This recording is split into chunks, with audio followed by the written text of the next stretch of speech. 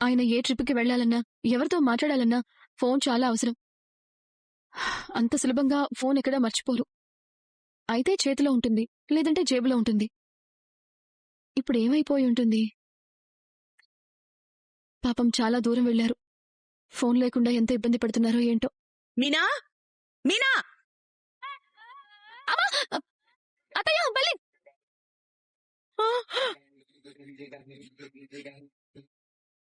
అత్తయ్య బలి!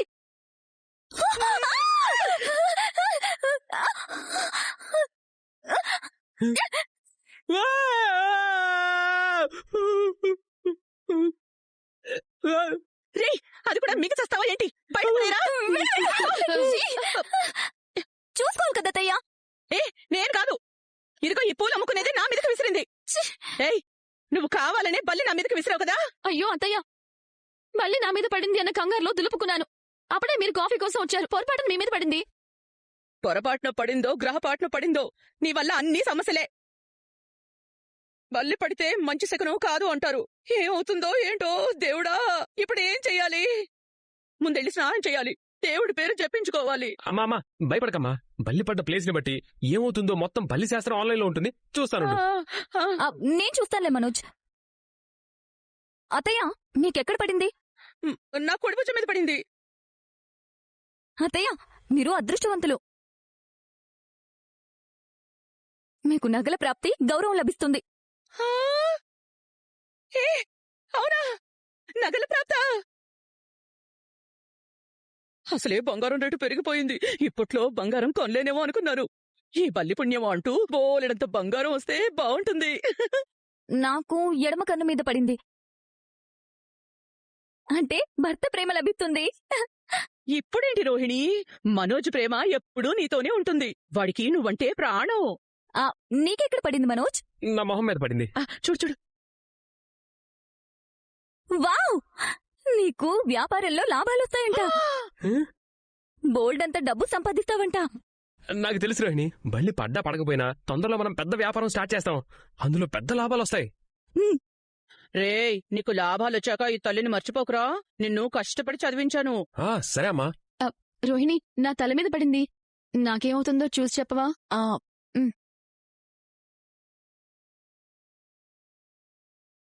నీకు తల మీద పడింది కదా? తల మీదంటే ప్రాణగండం ఉంది మీనా.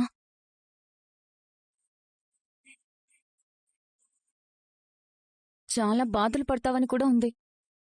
ప్రాణగండమా? బాధలు కూడానా? నీ వల్ల అందరూ బాధపడతారు గాని నీకేంటి బాధ? అత్తయ్య, ఇలాంటి విషయాల్లో అలా మాట్లాడకండి, భయంగా ఉంటుంది. మాకూడా భయం వేసిందిలే. రోహిణి చెప్పాక కాస్త మనసు కుదుటపడింది. ఏదైనా రాసిపెట్టి ఉండాలి. సర్లే, ఎందుకైనా మంచిది తల మీద నీళ్లు చల్లుకుందాం.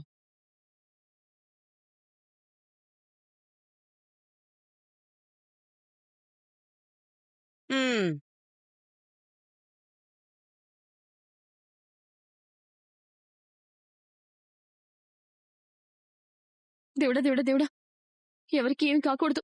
అనుకోకుండా బలి పడ్డా కూడా తప్పంతా నాదే అన్నట్టు అత్తయ్య నన్నే అంటున్నారు. ఇప్పుడు ఎవరికి ఏమైనా కూడా నన్నే అంటారు. దేవుడా. ఏమండి, ఎక్కడున్నారు? ఎప్పుడొస్తున్నారు? అక్క, ఎంత భావధ్యాసలో ఉంటే మాత్రం ఫోన్ చేసింది ఎవరో చూడవా? సుమతి, నువ్వా? ఆయన ట్రిప్ వెళ్లారు, అందుకే ఆయన ఫోనేమో అనుకున్నాను. అవునా? అయినా ఆయన ఫోన్ పోయింది కదా, ఎలా చేస్తారు? బావ ఫోన్ పోయిందా? ఎక్కడ పోయింది? అక్కడికెళ్ళి చెప్తాను. లేకపోతే ఎక్కడ పోయిందో తెలియని వాళ్లే కదా పోయింది అని చెప్తారు. ఎక్కడ పోయిందో తెలిస్తే అక్కడికి పోయి తెచ్చుకునే వాళ్ళమే కదా. లాజిక్ బాగానే ఉంది కానీ ఇంట్లో పోయిందా బయట పోయిందా అది కూడా సరిగ్గా తెలీదు. సర్లే, బావ వచ్చేలోపు మంచి ఫోన్ ఒకటి కొనిపెట్టాలి. ఎంతుంటుందేంటి? మంచి ఫోను, మనోజ్ లాంటి ఫోను అని 2 రకాలుండవు. బేసిక్ ఫోను, స్మార్ట్ ఫోను ఉంటాయి. బావకు కొంటే మంచిదే కొనాలి. అలా కొంటేనే 2-3 సంవత్సరాలు వస్తుంది. సర్లే, నేను కొంటాను. నువ్వు ఒక మంచి ఫోన్ చూసిపెట్టు. నాకంటే శివగాడికి సెల్ ఫోన్ గురించి బాగా తెలుసక్కా. ఓ పని చేద్దాం, వాడికి ఫోన్ చేయమని చెప్తాను. ఎక్కడ కలవాలి, ఎప్పుడు కలవాలి అనేది మీరిద్దరూ మాట్లాడుకోండి. ఆ పని చెయ్. ఉంటాను. బాయ్ అక్కా.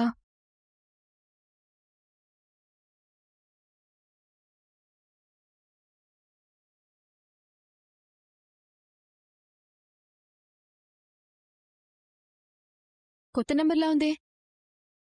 హలో మీనా, నేను యాండి, ఈ నెంబర్ ఎవరిది? కస్టమర్ దగ్గర ఫోన్ తీసుకొని మాట్లాడుతున్నానులే.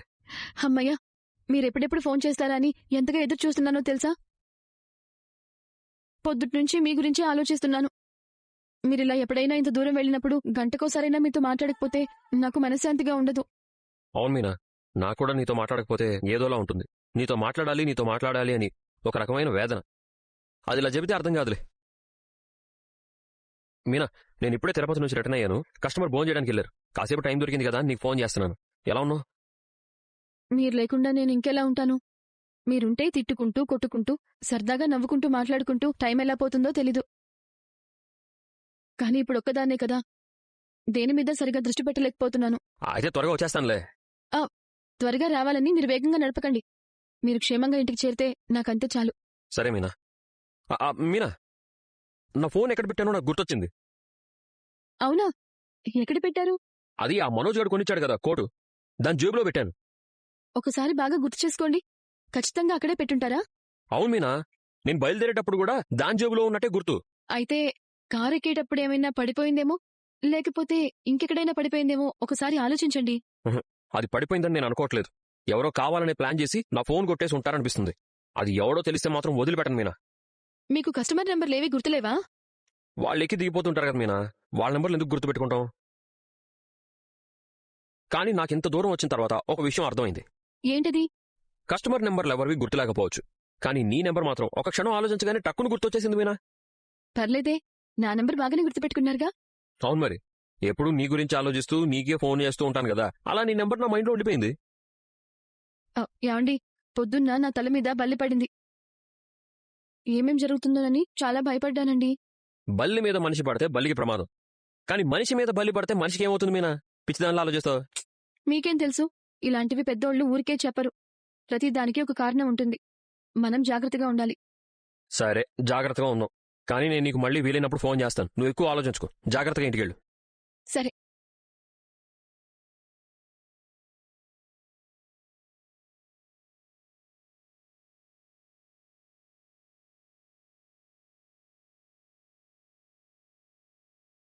అసలు ఫోన్ ఎలా పోయిందకా? మేం ఫంక్షన్కి వెళ్ళాం కదరా, అక్కడ బాగా ఆలస్యం అయిపోయింది. ఆ హడావిడిలో అక్కడ పోయిందో, లేకపోతే దారిలో పోయిందో, ఇంటికొచ్చాక ఇంట్లో పోయిందో తెలియట్లేదు. ఎక్కడ వెతికినా దొరకలేదు. పాపం, ఫోన్ లేకుండానే మీ బావ ట్రిప్కి వెళ్ళిపోయారు. అవునా అక్క? మరి ఫోన్ లేకుండా ఎన్ని రోజులు మేనేజ్ చేస్తాడక్క? అదే నేను కూడా ఆలోచించాను. అందుకే ఒక మంచి ఫోన్ తీసుకుందాం. సరే అక్క, పద లోపలికి వెళ్దాం.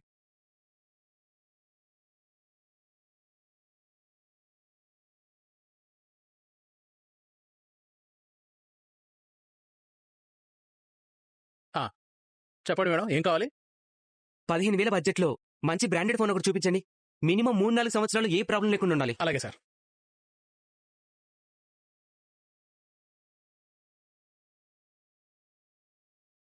రే,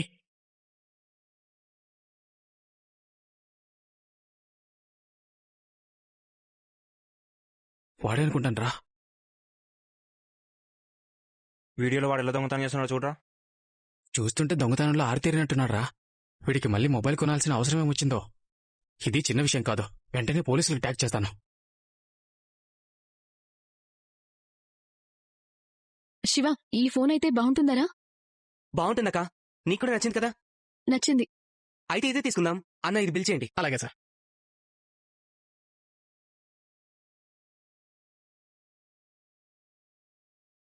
మేడం, మొబైల్ నెంబర్ చెప్పండి. 830.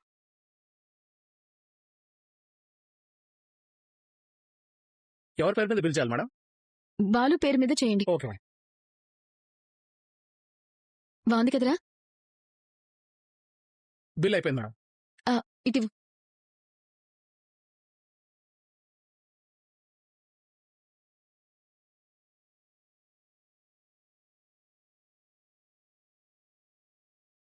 ఓకే మేడం, తీసుకోండి. పదరా. రే రే రే, ఇది వాడే కదా, చూడు. ఈ ఫోన్ ఇచ్చిన తర్వాత ఆయనకి ట్రిప్పులు ఇంకా పెరగాలి. పెరుగుతలే అక్క. ఇప్పుడు మాత్రం ఖాళీగా ఉన్నాడా ఏంటి? అవునరా, చూసావా దొంగతనం చేసిన డబ్బులతో ఎలా జలసాలు చేస్తున్నాడో? ఈ రోజు తప్పించుకుంటే రేపు దొరకడా? పోలీసులు చూస్తూ ఊరుకుంటారా? వీడియో ఇప్పుడే వైరల్ అయింది కదా, తొందరలోనే వాడి చేతికి సంఖ్యలు పడిపోతాయి. చూస్తూ ఉండు. సరే పద. ఓకే అక్క.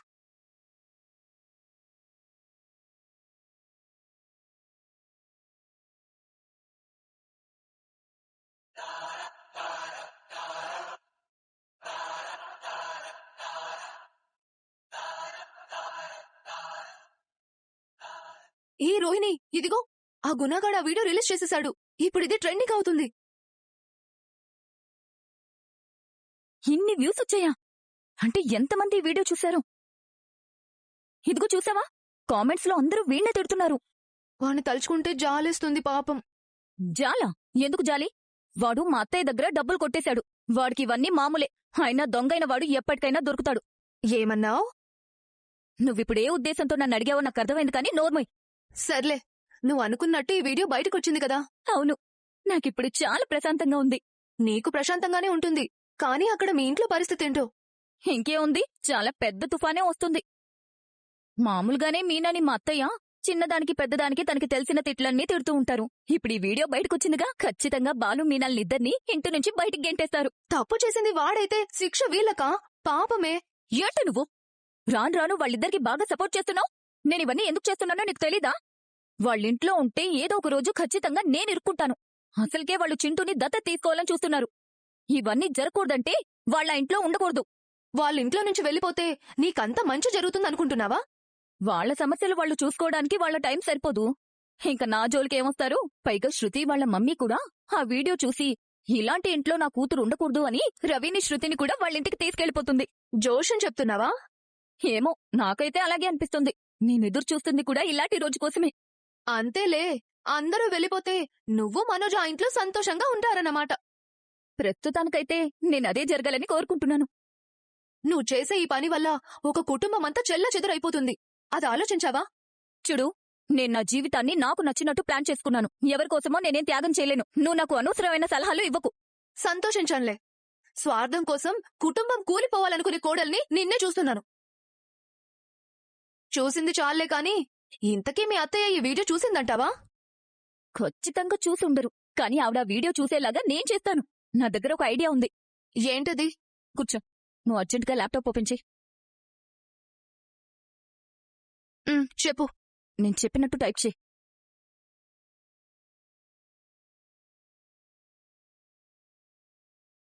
అయిపోయిందే. అర్జెంటుగా ఆ పీడిఎఫ్ ని నాకు సెండ్ చెయ్యి. అలాగే, సెండ్ చేసేసాను. ఇదిగో, బాలు మొబైల్ నీ దగ్గరే ఉంచు. సరే, నేను వెళ్ళొస్తాను.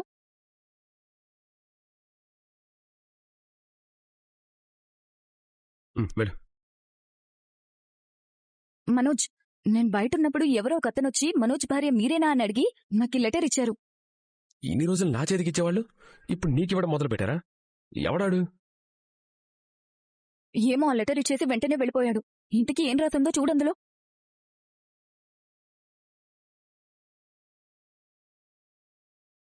మిస్టర్ మనోజ్, మీ ఫ్యామిలీ వీడియో ఒకటి చాలా వైరల్ అవుతుంది. త్వరగా దాన్ని ఓపెన్ చేసి చూడు. మన ఫ్యామిలీ వీడియోనా? ఏం వైరల్ అవుతుంది? అసలేముందా వీడియోలో? అర్జెంటుగా ఆ వీడియో ఏంటో చూడు. అమ్మో, నేను కల్పనతో ఉన్న వీడియో అయితే కాదు కదా. తన ఇండియా వచ్చినప్పుడే నేను చాలా టెన్షన్ పడ్డాను. ఇప్పుడు రోహిణితో హ్యాపీగా ఉంటున్నాను. దేవుడా, ప్లీజ్ సేవ్ మీ.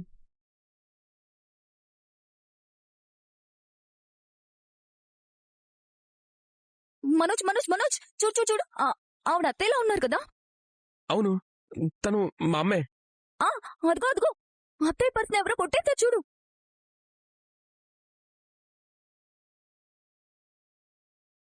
అవును, ఒకసారి మా అమ్మ బ్యాగ్ పోయింది. ఆ బ్యాగ్లో 1,00,000 రూపాయలున్నాయి. అది ఇదే అయి ఉంటుందేమో. దొంగ మీద చూడు.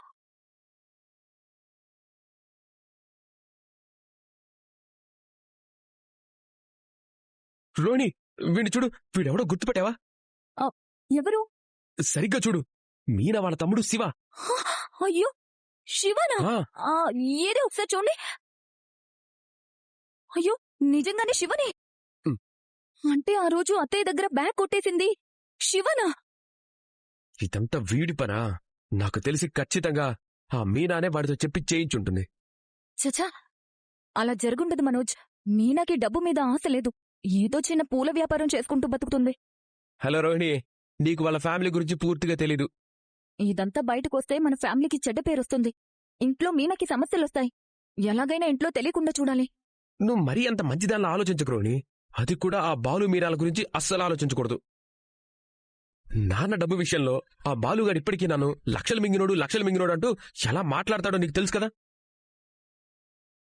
నాకిప్పుడు అవకాశం వచ్చింది, నేను వాడిని వదులుతానా? శివగాడు ఆ బాలుగాడి బామ్మర్దే. వాడిని అడ్డం పెట్టుకుని వీడికి ఎలా ఇస్తానో చూస్తూ ఉండు. మమ్మీ ఇప్పుడు డాన్స్ క్లాస్లో ఉంటుంది. నువ్వు వెంటనే వెళ్ళి ఈ వీడియో మా అమ్మకు చూపించు. వద్దు మనోజ్, అనవసరంగా ఇంట్లో గొడవలవుతాయి. మన వల్ల ఇంట్లో గొడవలు అవ్వడం నాకిష్టం లేదు. సరే, నేను చెప్పినట్టు చెయ్యి, మిగతాది నేను చూసుకుంటాను. అంతేనంటావా? సరే, నువ్వు చెప్పావుగా, అలాగే వెళ్ళి అత్తయ్యకి చూపిస్తాను. నా ప్లాన్ వర్కౌట్ అయింది. కంగ్రాట్స్ రోహిణి.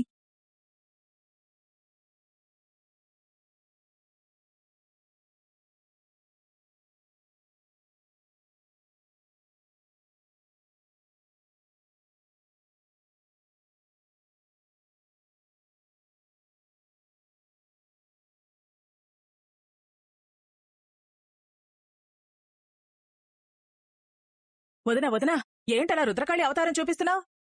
నాట్యం గురించి నీకేం తెలుసు? అవునా, అయితే ఇప్పుడు నువ్వు చేసిన స్టెప్స్ నేను వేసి చూపించనా? నాతో పెట్టుకోకు. ఒక్కసారి చూస్తే నేను ఇట్టే నేర్చేసుకుంటాను.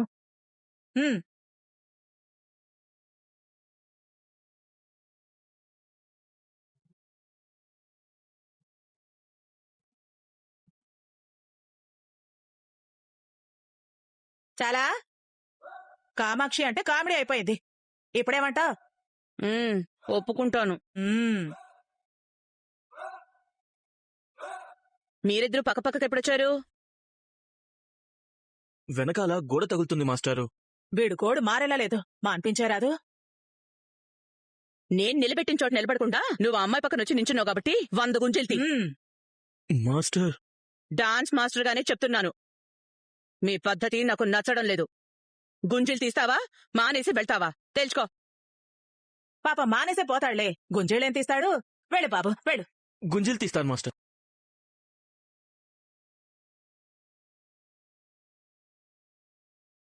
రెండోదిన గారు, ఏడువాడు? ఎరా దొంగనయాలా? అయినా వీడి మీద నాకు వచ్చే కోపానికి చెప్పుతో బుద్ధి చెప్పాలి.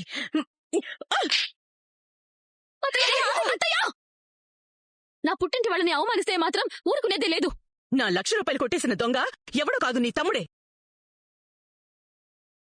చూడండి, వీడి అంతు చూస్తాను. ఇంతకింత బదులు తెచ్చుకుంటాను.